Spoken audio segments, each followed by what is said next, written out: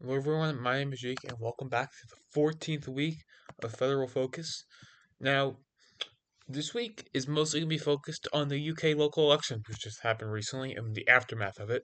But before I talk about that, um, let's just talk about some quick updates about two very important people who have had some health scares, and one of them has unfortunately died. The first of them will be Rudy Giuliani, who was the former mayor of New York City um, during 2001 and 9/11. Now, after that, he was a very controversial figure. He was Trump's attorney, but recently I believe he has been sent to the hospital in critical condition because pneumonia, and he's 81 years old, so he's getting up there in age. Well, he already is up there in age, but obviously, when you're sick when you're 81, it's probably not a great thing. Um, so we'll have to see what happens to him. I hope he's okay. I hope everyone's okay in this situation. But yeah, now I'm just trying to speed through this because I want to go to the UK elections. It's way more fun. And Ted Turner, who was the founder of CNN, has also sadly died. He died May 6th, which would have been on Wednesday. He was not only the founder of CNN, he owned the Braves. He founded TNT, Cartoon Network, TBS. He was a massive figure. He was also a noted conservationist, which I appreciate. Um, so he will be missed. He was a good person.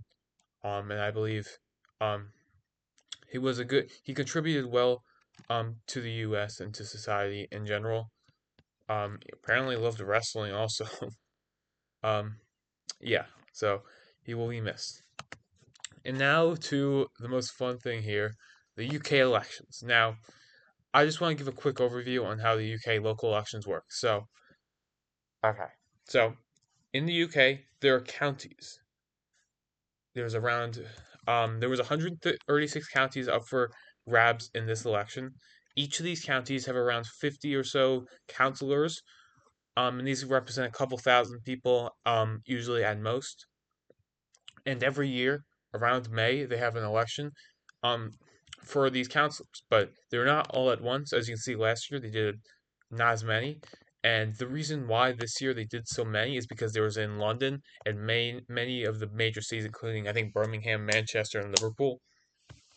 Um, some of these also elections were postponed from last year, so they were today. There were also a couple mayor elections, and there also were elections in Scotland and Wales, which, you know what? Let's go over them first, if I can go to it. Now, the first one's in Scotland, and the Labour Party wasn't going to win it, obviously, but the major thing was Reform gaining 16%. Reform is the right wing party here. Um, they are headed by Nigel Farage, who is a very interesting person. So yeah, now SNP is kind of a nationalist party. They were always expected to get it, always to win, but it was just a matter of how much Labour would lose, and they lost some support. But the major thing here was Reform gaining 16 seats, and they're now tied with Labour in opposition. So I'm not sure who's most the most royally opposition here. They have some weird status things for what they call the opposition there. In Wales, Reform also had a massive gain of 34 seats, and the I don't know how to pronounce this. This is the SNP version in Wales. They gained a bunch of seats, and now they're also winning. And now to the UK local elections. Now that I have explained how it works, you can now understand just how massive of a drop this was for Labour. They lost 65% of their seats. That's ridiculous. Okay? Reform won 1,400 seats this election. That's insane. Most of it was not in London because in London, Labour held a lot of their seats. They also gave up a lot to the Green Party, which is kind of far left, which is left wing to far left. I may even call them far left. Um, and the other parties here are conservative. This is the old right wing party. These are less right wing than Reform. They are going out of style like with Labour. Labour and Conservatives, are not doing very well. One of the main reasons why Conservatives aren't doing well is because of unpopular Boris Johnson. And for Labour, one of the only reason why they're doing so bad is because of KEIR Starmer and immigration. Two biggest problems here. Keir Starmer's approval rating is negative 56% or something crazy like that. He is ridiculously unpopular. Even so far as 30 out of his 400 or so MPs have called for him to resign. When 10% of your party has done that, that is ridiculous. That's the equivalent of 20 MPs wanting 20 House of Representative members wanting Trump to resign, and that's not going to happen. Now, um, Keir Starmer is going to have to pull something crazy out of his back if he wants to not resign. He may have to make a couple compromises, make a compromise like how we made one in 1876 to keep his power, like how the Republicans did to keep theirs. Um, but yeah, he's currently projected. Now, I don't know if he will.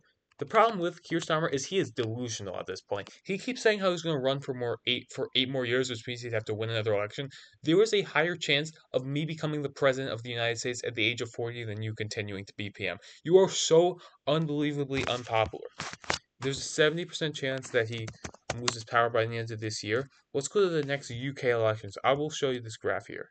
They are losing to literally every single party. They're losing support to reform, which, as you can see, has lost some. They're losing support to maybe even conservatives a bit. They are losing support to the Green parties, which has made a massive gain. They are doing so unbelievably bad. They have lost basically half of their support, and that's ridiculous. They have polled, I believe, in fourth place, and at least they have polling fourth place in this poll. This is insane. They won in a landslide last time. Okay, so for the local elections, um, this was a this was a gigantic win for reform. Now they were projected to do even better, but you can only do so good. Um, you also have Restore Britain, which is the far right party, which only stood in this area because this is where their leader is, and they crushed Reform.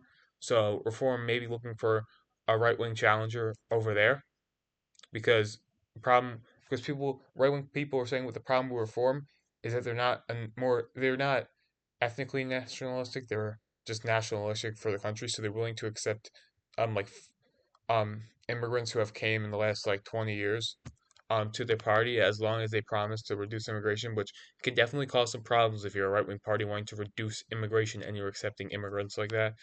But that's just what their opinion is with that. Now, a funny thing with this is the Liberal Democrats who kind of always just get 15%. They actually gain some seats because literally everyone's losing. So when everyone's losing and you're staying the same, it typically helps you. So the main takeaway for this is Keir Starmer is cooked, Nigel Farage is moving up, and everyone else is not doing anything. Okay. Um, if you ask my also this is funny. Zach Polanski, so the Greens were projected at 1,000 seats. They got around 500, and they said that the two-party rule was dead. The two-party rule is dead, but now there's a new two-party rule, and it's between Reform and Labor.